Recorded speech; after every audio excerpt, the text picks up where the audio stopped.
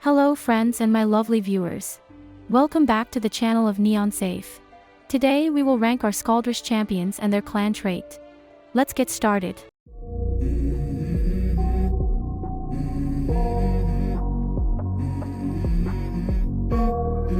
Let's go. I wake up to a little bit of drool on my pillow, feel like it's gonna be a bad day. I'm tired of shit. First up we have our female Scaldris. From what we have experienced so far, our female champ is more of a supporter type. Building her up as a DPS does not work well in most cases, because our ultimate skill is the only skill with damage output. Therefore we may need ally buffing and enemy debuffing traits instead of the typical high DPS buffing trait stuff. As for the clan trait, our Pyro Wrath trait is not super compatible with our female, since it is based on buffing her damage output. So that is a little bit disappointing, to be honest. When it comes to her skills, female Scaldris' active skill debuffs 2 enemies by making them take more damage. As long as we have a minimum of 2 enemies in the opponent's team, this skill may help our female champion thrive well. In team fights such as PvP and PvE, our active skill sounds decent, but I'm afraid this skill in particular may not work to its full capacity against bosses. I am saying this because we will require 2 enemies for the full effect, and in boss fights we only got 1 enemy. So that may drag our female Scaldris down the ranking of the boss fight section. When it comes to our passive skill, it mainly debuffs the critical evade rate of enemies we hit. We may not feel too impressed with this one, since our passive will deeply depend on which champions we got in our team. For this skill to benefit us, we will need our team to have a high critical rate and critical damage. Another thing about this passive skill is we need to strike multiple enemies to gain a higher energy gain efficiency buff. And once again, this is not compatible for boss fights. I can see how this skill may be great for our team, but at the same time, it is very dependent on our team comp and which section we choose to fight in. Our ultimate skill is the only DPS focused one. It deals damage and heals constitution, and it has the potential of dealing AoE damage if certain criteria are met.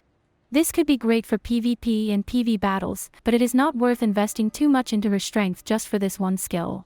I believe our ultimate skill may be bad for boss fights since there won't be multiple exploding marks, like in a 5 versus 5 type of battle. This all being said, let us place her into the tier list now. I personally believe our female champ belongs to the C tier of our boss and expedition section, and this is primarily due to her active skill, but also because of her passive and ultimate skill.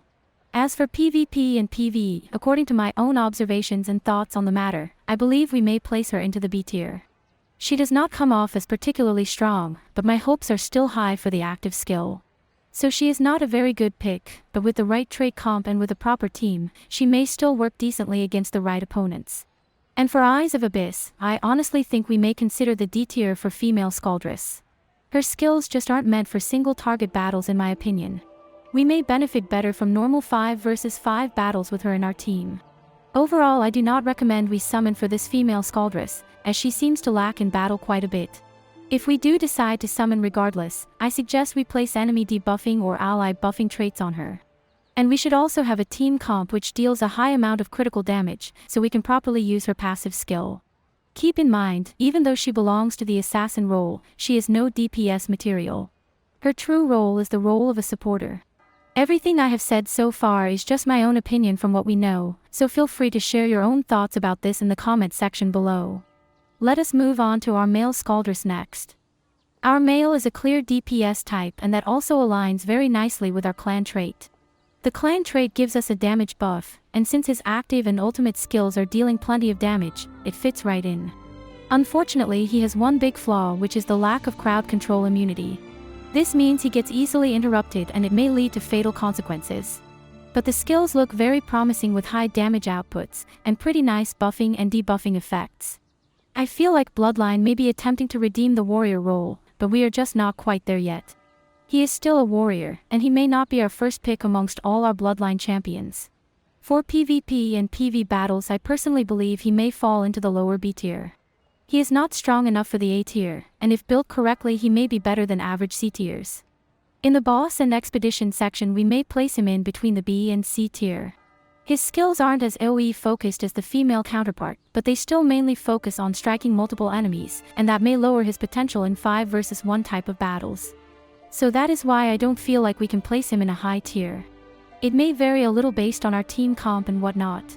In the eyes of Abyss section, I personally think he may land in between the B and C tier. I kinda imagine we may have a harder time keeping him alive for longer, but this will depend on which traits we give him. If we place honorable or some other defensive trait, he should be alright in battle. I feel like he is nearly equal in most sections, but he is not in the current meta. We may not want to summon for him since he has some bad flaws, and he is a warrior role champion on top of everything. He may deal some great damage, but it is useless if he can be toyed around with by the opponent. Regardless of his downside, I honestly feel like this may be one of our best warrior champs, or perhaps the best one. Bloodline is trying to create better warriors for us, but that doesn't mean he is worth it. These are just my own personal opinions by the way, so it is completely up to each and one of us if we summon or not. Anyways, let us move on to rank their clan trait before we make a final sum up. This is our Pyro Wrath trait at level 18 and level 22. I honestly feel very impressed by the effect, and I can totally see it working well on other DPS champions, hybrids, or guardians. Our Pyro Wrath may be unstackable and have a limit of only 5 seconds, but as long as we launch the active skill often, we can keep the damage buff consistent. Additionally, our active skill does not have to deal damage to activate the clan trait, which is pretty sweet. In my own personal opinion, I feel like we may place this clan trait into the S tier. It has proven to be a true gem on the right champions, and we can use it on most DPS champions. Our Pyro Wrath effect doesn't seem to have any loopholes or hindrances, which is also a major factor to why I believe we can place it into the S tier. To sum it up, our Scaldris champions do not belong in the top tier. It may therefore be a wise choice to keep them out of the main team, and perhaps also the second team. We can technically use these champions for our second team if they are compatible, but we have better options out there, and we should not place this clan as a priority in my opinion. As for the clan trait, it is definitely worth it, and it may be very useful on for instance our DPS guardians. I suggest we try to acquire the companions for the clan trait, but refrain from investing our resources into both male and female Scaldris. That all being said, do keep in mind this is just my own personal opinion, so we can use our summoning stones however we like. We may have different ideas and thoughts on the matter, and thus we may not agree on everything in this video. But feel free to share your own personal opinion and ideas, and we would also love to know how you would rank these champions, so let us know in the comment section below. Anyways, thank you so much for watching today's video. To partake in our giveaways, subscribe to the channel, and you may also leave a like or share the video with your friends if you want to. We highly appreciate your support and contribution. I hope you have an amazing day and we will see you in the next one. Take care, stay foxy, adios, bye.